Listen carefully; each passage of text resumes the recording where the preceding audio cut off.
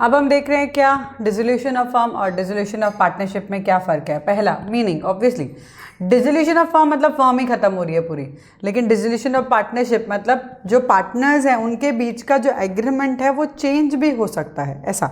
तो पहले वाला ख़त्म करके नया वाला ला रहे हैं, ऐसा पॉसिबल है। सो डिसोल्यूशन ऑफ फर्म पार्टनरशिप खत्म, पूरा फर्म खत्म। यहाँ पे ऐसा नहीं है, पार्टनरशिप में चेंजेस आ रहे हैं। देन कोर्ट्स इंटरवेंशन, हमेशा कोर्ट जब इंटरवेट करता है कब, जब डिसोल्यूशन ऑफ फर्म होता है। कभी भी डिसोल्यूशन ऑफ पार्टनरशिप में कोर्ट नहीं आएगा, इसमें नहीं आएगा कोर्ट, ठीक है। Then business continuation, obviously dissolution of firm हो गया तो बिजनेस कंटिन्यू नहीं कर सकते और आपने बिजनेस ही बंद कर दिया, आपने बिजनेस को ही डिसॉल्व किया है। लेकिन business continuation dissolution of partnership में हो सकता है। एडमिशन हुआ, रिटायरमेंट हुआ, डेथ हुआ, change in profit sharing ratio हुआ, वही डिसोल्यूशन ऑफ पार्टनरशिप है। चेंज हो रहा है ना, एग्रीमेंट पूरा चेंज हो रहा है, तो अगेन डिसोल्यूशन ऑफ पार्टनरशिप में हम कंटिन्यू कर सकते हैं। Closure of book, yes you have to close the books. अब आपको बुक्स क्लोज करनी पड़ेगी, लास्ट में सबका पेमेंट देना लेना सब खत्म करना पड़ेगा। वो कब, जब डिसोल्यूशन ऑफ फर्म होगा। इसमें ज़रूरत नहीं है। डेथ में आपने देखा था मिड में सिर्फ हम उसी पार्टनर का कैपिटल बना रहे थे जिस पार्टनर की डेथ हुई थी, तो बेसिकली बाकी सारे अकाउंट्स को तो हमने क्लोज किया ही नहीं। So basically closure of books सिर्फ और सिर्फ डिसोल्यूशन में ज़रूरत होती है, डिसोल्यूशन ऑफ फर्म में, नॉट पार्टनरशिप में। एसेट एंड लायबिलिटी, ऑब्वियसली आप एसेट से पैसा निकालोगे, लायबिलिटी को पे ऑफ करोगे कब, जब डिसोल्यूशन ऑफ फर्म होगा। यहाँ पे आप रीवैल्यूएट करोगे, यहाँ पे रीवैल्यूएट या फिर रीअसेस करोगे, मतलब चेंजेस देखोगे, बस यहाँ पे ख़त्म करना है, यहाँ चेंजेस देखनी है। सो बेसिकली डिसोल्यूशन में आप चेंजेस देखते हो, डिसोल्यूशन ऑफ फर्म में आप पूरा ख़त्म कर देते हो, उसका पैसा लेते देते रहते हो। इकोनॉमिक रिलेशनशिप ख़त्म, अब आपका कोई इकोनॉमिक रिलेशनशिप नहीं रहेगा पार्टनर से, क्योंकि आपकी पार्टनरशिप फर्म ख़त्म हो चुकी है। यहाँ पे इकोनॉमिक रिलेशनशिप चेंज होगा, जैसे पहला था उससे चेंज होगा चेंज होगा। Effect, dissolution of firm automatically dissolution of partnership है, मतलब dissolution of firm is a wider term compare to the dissolution of partners. So ये बड़ा है, इसके अंदर ही है। अगर आपने फर्म को डिसॉल्व कर दिया तो पार्टनरशिप तो ऑटोमेटिकली डिसॉल्व हो गई, है ना। लेकिन अगर आपने डिसॉल्व किया अपनी पार्टनरशिप को, डजंट मीन कि वो डिसॉल्व करेगा फर्म को एट ऑल। तो आपकी डिसोल्यूशन ऑफ फर्म डिसॉल्व नहीं होगी, ये नहीं होगा। सिर्फ और सिर्फ पार्टनरशिप का ही डिसोल्यूशन होगा, फर्म का नहीं। तो इफेक्ट क्या है, इसकी वजह से ये होता है बट इसकी वजह से ये नहीं होता है, ठीक है। These are the difference between dissolution of firm and dissolution of partners. अब देखते हैं हम कैसे सेटलमेंट कर रहे हैं अकाउंट्स का। सी, ये जो सेटलमेंट का पूरा पार्ट है वो सेक्शन 48 हैंडल करता है, इंडियन पार्टनरशिप एक्ट 1932 सेक्शन 48। उसके अंदर ए बी सब सेक्शन जो भी हैं उनको बताया गया है कि जो डेफिनेशन है या जो भी बताया गया सेटलमेंट कैसे किया जाएगा। पहला ए बताता है कि लॉसेस, अगर बिजनेस में कोई लॉसेस है पहले उसे मीट करो प्रॉफिट से, अगर हो सके तो प्रॉफिट से, फिर सेकेंडली फिर आप कैपिटल से, नहीं हो पाया लास्ट अगर और पैसे की ज़रूरत है तो फिर पार्टनर से आप ले सकते हो उनके प्रॉफिट शेयरिंग रेशियो में। पहले प्रॉफिट्स फिर कैपिटल फिर पार्टनर्स, सीधा पार्टनर्स के पास नहीं जाना है। Then these are the applications of asset, मतलब पैसा जब आपने एसेट बेच दी, पैसा आ गया, पैसा अब आपके हाथ में है, उस पैसे का आप क्या करोगे, सबसे पहले आप डेब्ट क्लियर करोगे थर्ड पार्टीज़ का, जो भी बाहर है, फर्म के बाहर है, क्रेडिटर्स हो गए, किसी से लोन, बैंक से लोन लिया है, कुछ भी इस तरीके के आउटस्टैंडिंग एक्सपेंसेस हो गए, किसी भी तरीके का जो बाहर का हमारा डेप्ट है, थर्ड पार्टी का डेप्ट है, सबसे पहले वो क्लियर होगा। Second, loan and advances partners के, पार्टनर्स को भी उसके बाद हम मानते हैं, पार्टनर्स को भी हम उसके बाद मानते हैं, तो उनके लोन एंड एडवांसेस को क्लियर किया जाएगा। देन उनकी कैपिटल को पेमेंट किया जाएगा। देखो एसेट तो खत्म हो गई, एसेट साइड पूरा रियलाइज हो गया। अब आप लायबिलिटी में आ रहे हो, लायबिलिटी में पहले थर्ड पार्टी, फिर पार्टनर्स, फिर कैपिटल, ठीक है। फिर कैपिटल आपने ड्यू ऑन कोर्स दे दिया, पैसा बच गया तो आप दे सकते हो, उसको डिस्ट्रीब्यूट कर सकते हो अमंग द पार्टनर्स। लॉस हो गया, लास्ट में लॉस है तो भी वो भी पार्टनर्स ही बेयर करने वाले हैं, तो पार्टनर्स को ही प्रॉफिट शेयरिंग रेशियो में आप बांट दोगे। This is how we are going to settle the account. अब सेटलमेंट ऑफ द अकाउंट हम देखते हैं अभी इसके बाद कि कैसे होगा सारा, प्रैक्टिकली भी थियोरेटिकली भी। Let's talk about the payment of firms dept and private dept. Firm डेप्ट क्या होता है, प्राइवेट डेप्ट क्या होता है, according to section 49 again partnership act 1932।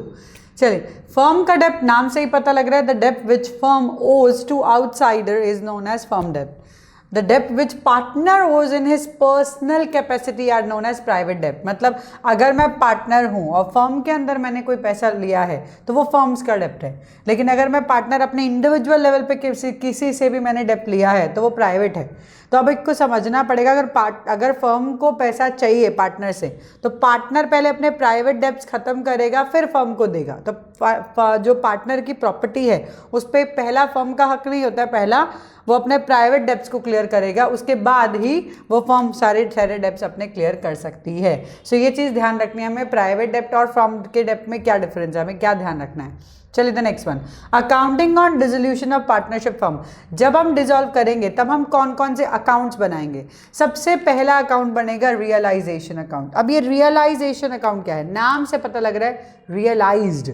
Realise का मतलब आप एक सिंपल समझना, पूरे डिसोल्यूशन के अंदर हम क्रॉस क्रॉस क्रॉस क्रॉस का फंडा यूज करने वाले हैं। मतलब पहले आप लाइबिलिटी को आप डाल लो रियलाइजेशन के अंदर, एसेट्स को डाल लो रियलाइजेशन के अंदर। नाउ इसका पेमेंट आपको मिलेगा, एसेट का पेमेंट रियलाइजेशन में मिलेगा, लाइबिलिटी का आप पेमेंट करोगे रियलाइजेशन के थ्रू। मतलब लेना देना सब कुछ रियलाइजेशन से ही होगा, लेना देना सब कुछ रियलाइजेशन से ही होगा, ध्यान देना हमेशा। not to the partners clearly but to the outsider and the others। मतलब सारी एसेट सारी outsider liability, not to the partners। मैं क्लियर बता रही हूँ, पार्टनर का लेना देना जो होता है वो पार्टनर्स कैपिटल से ही होता है, वो उसके लिए अलग अकाउंट है हमारे पास। रियलाइजेशन अकाउंट में सारी एसेट्स लाइबिलिटी का लेना देना, बेचना, पैसा आना, पैसा पे करना, सब कुछ रियलाइजेशन अकाउंट से होगा, ध्यान रखना है। Loan by a partner account अलग से बना जाएगा। पार्टनर लोन, अगर loan by firm to partner, firm ने पार्टनर को दिया या पार्टनर ने फर्म को दिया तो उसके अलग अकाउंट बनेंगे, ठीक है, क्योंकि वो थर्ड पार्टी नहीं है, वो पार्टनर है, तो पार्टनर से रिलेटेड अकाउंट हम बनाएंगे लोन का। फिर पार्टनर्स कैपिटल बनाएंगे जहां पार्टनर से लेना देना फाइनल करेंगे। एंड देन लास्ट में अगेन बैंक और कैश। लास्ट में क्या, ये सारे अकाउंट एक साथ ही बनते हैं, सारी एंट्री की डबल एंट्री होती है, आपको भी पता है ये बात। तो डबल एंट्री होगी तो एक अगर रियलाइजेशन में जा रहा है तो दूसरा में भी बैंक में आ रहा होगा, एक अगर रियलाइजेशन में आ रहा है तो दूसरा में भी कैपिटल में जा रहा होगा, तो इस तरीके से दोनों होगा। सो रियलाइजेशन अकाउंट लोन है तो वो बनाएंगे। पार्टनर्स कैपिटल अगर करंट है, कैपिटल के साथ करंट है तो करंट भी बनेगा, क्लोज करेंगे उसको। फिर लास्ट में उसका सेटलमेंट बैंक और कैश के थ्रू करेंगे। अब सोचो कि बैलेंस शीट क्यों नहीं, बेटा फर्म आप क्लोज कर रहे हो तो बैलेंस शीट किस बात की, फर्म क्लोज हो गई तो बैलेंस शीट खत्म हो गई। बहुत सारे बच्चों को ये कन्फ्यूजन हो जाता है, लेकिन हाँ आपने फर्म ही बंद कर दिया है तो आप कोई बैलेंस शीट नहीं, कुछ नहीं, अब तो सारे अकाउंट्स आप क्लोज कर रहे हो। तो लास्ट में बैंक और कैश आपका मिल गया, लेना देना बराबर हो गया, मतलब आपका परफेक्ट डिसोल्यूशन हो गया। अब इसके बाद हम स्टार्ट करने वाले हैं practical sums related to realization और मे बी डिसोल्यूशन, ठीक है, डिसोल्यूशन ऑफ पार्टनरशिप। एक चीज़ हमेशा ध्यान रखना, जर्नल एंट्री, हमेशा जर्नल एंट्री में बच्चों को दिक्कत आती है, लेकिन जर्नल एंट्री एक्चुअली में दिक्कत नहीं करती है। जो भी आपको अकाउंट बनाना आता है, अकाउंट बनाना, अगर रियलाइजेशन की बात करूं मैं, रियलाइजेशन अकाउंट ये आप बना रहे हो, रियलाइजेशन अकाउंट आप बना रहे हो, जो भी चीज़ आपके डेबिट में लिखी है, ये डेबिट में लिखी है और क्रेडिट में लिखी है। मान लो आप देखो, हमेशा हम रियलाइजेशन को क्या करेंगे, लायबिलिटी को इस साइड डालेंगे, एसेट्स को इस साइड डालेंगे। तो यहाँ पे आप 2 एसेट्स डाल रहे हो, तो यहाँ पे आपने लिखा है बाय लायबिलिटीज, ठीक है। मैं एक सिंपल ट्रिक बता रही हूँ जिससे आप समझ पाओ कि जर्नल एंट्री कितनी ईजी है। इससे ये कनेक्ट कैसे करोगे जर्नल एंट्री बनाते वक्त, सिंपल है, ये रियलाइजेशन अकाउंट डेबिट करोगे, डेबिट वाले के लिए डेबिट टू एसेट्स, इजी है ना।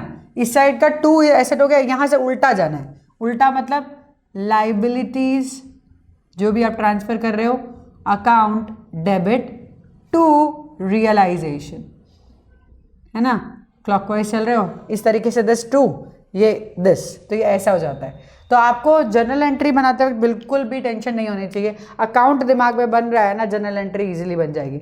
नॉर्मली हम पता है क्या होता है, नॉर्मली जर्नल एंट्री बना के फिर अकाउंट बनाते हैं, लेकिन हम अकाउंट्स बनाते बनाते इतना ज़्यादा अकाउंट्स में चले जाते हैं कि हमें अकाउंट्स बनाना ईजी लगता है, जर्नल एंट्री बनाना मुश्किल लगता है।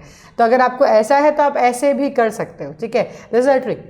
इट्स नॉट दैट कि पहले नॉर्मली हमेशा अकाउंट्स में जर्नल एंट्री बनती है फिर बनता है अकाउंट, लेकिन हमारी आदत, हम प्रैक्टिस इतनी करते हैं अकाउंट्स की कि हमें आदत हो जाती है पहले अकाउंट्स बनाने की। तो दिमाग में कोई बात नहीं, पहले आप दिमाग में एक अकाउंट बना लो, उससे आप जर्नल एंट्री भी बना सकते हो इजीली। चलिए अब इसके बाद करते हैं practical sums related to dissolution.